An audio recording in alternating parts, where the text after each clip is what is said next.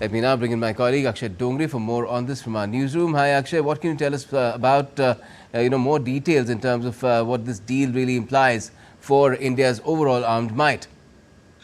Well, Gautam, it's a very crucial deal as far as India's naval might is concerned. Now, we are all aware that India is operating two aircraft carriers at this point in time. That is INS Vikramaditya and INS Vikrant.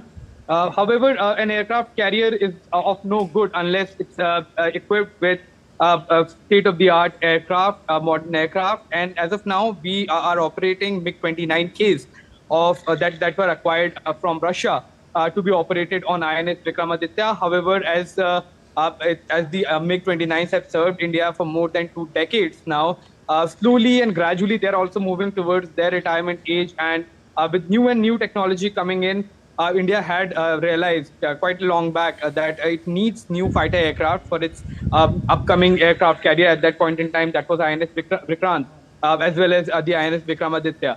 While India is also indigenously moving towards making its own deck-based aircraft, that is called the TED-BF, it is going to take some time before the TED-BF actually are tested and are rolled in for our aircraft carriers. Until that point of time, India desperately required some serious air power to fill that gap in, and that is why a tender was issued.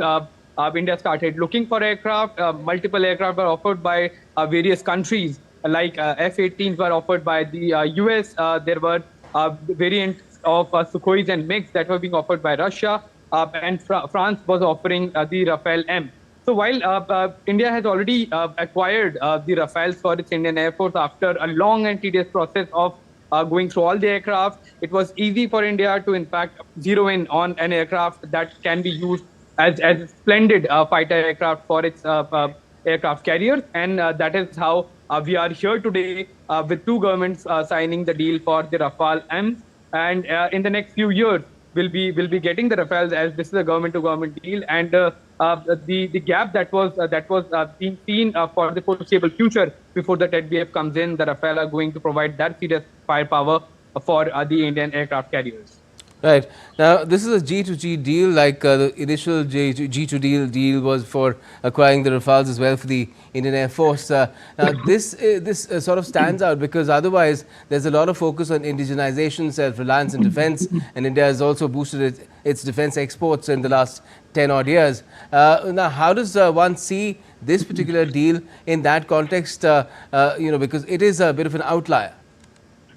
Well, Gautam, the process of making any aircraft, especially when you talk about fighter jets, it's a very complex procedure. You have to start from the scratch. You have to first build an aircraft, try and find suitable engine for the power that is required. Proper kind of metallurgy is required. So it's a long process. India is in fact moving towards indigenization, even for the aircraft that can be used for deck-based operations like the Rafale M's or the MiG-29s. But it's going to take some more time, about 10 odd years, before the TED-BFs are actually ready for a serious manufacturing, for a serial manufacturing as well.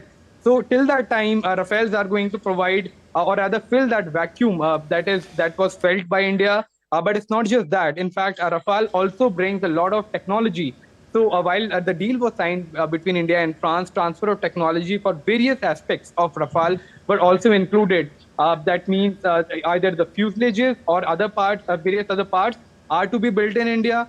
India will know the technological know-hows from this deal that can also be used for the TED-BF production and development that can push the TED-BF that is right now being envisioned as a 4.5 generation aircraft to a proper 5 generation stealth aircraft as well in the future. Our neighbor China has demonstrated that it has 6th generation capabilities as well. Now, with this deal, do you think it will also help India in getting that similar capability? We put up mock-up so far as the Aero India show is concerned. Well, yes, it's a crucial, point in time as far as India's security needs are concerned, especially a country like China. It's a neighbor. There have been tensions. It has demonstrated its skills, though not proved that it has a 6th generation fighter aircraft. but those are mainly used for the Air Force. So Navy operations are slightly more complex, slightly more different from the aircraft that are used by the air forces across the world, because you have a runway for any air force. You have proper airports, but when it comes to a jet that has to be operated from the deck, then it has to have capabilities to be operated from various different kinds of aircraft carriers. For example, India has a CATOBAR system that is called catapult assisted but arrested recovery. So it's a catapult assisted takeoff system in both INS Vikramaditya and INS Vikrant. Also, pilots have to land on a moving target or a moving airstrip, that is the aircraft carrier itself. Also, arrested recoveries are quite important because a fighter aircraft do not have that long runway to put the brakes on and then bring the aircraft to halt on its own. So marine aircraft are quite different. They're quite complex as well, and that is the reason why while not a lot of countries have aircraft carriers, and that is why the deck-based operation is not that popular as far as technology is concerned, because only a few countries, handful of countries have aircraft carrier. Even lesser are the number of countries that have the capability of building an aircraft carrier, and India is one of them. So India has to look further as far as its security requirements are concerned. And in future, if there are more aircraft carriers that are built in India, then the TED-BF that will also be fueled by the technology of Rafale will be coming in handy. Thanks, Akshay, for those inputs. They've taken me back to the first time that I watched Top Gun. Thanks.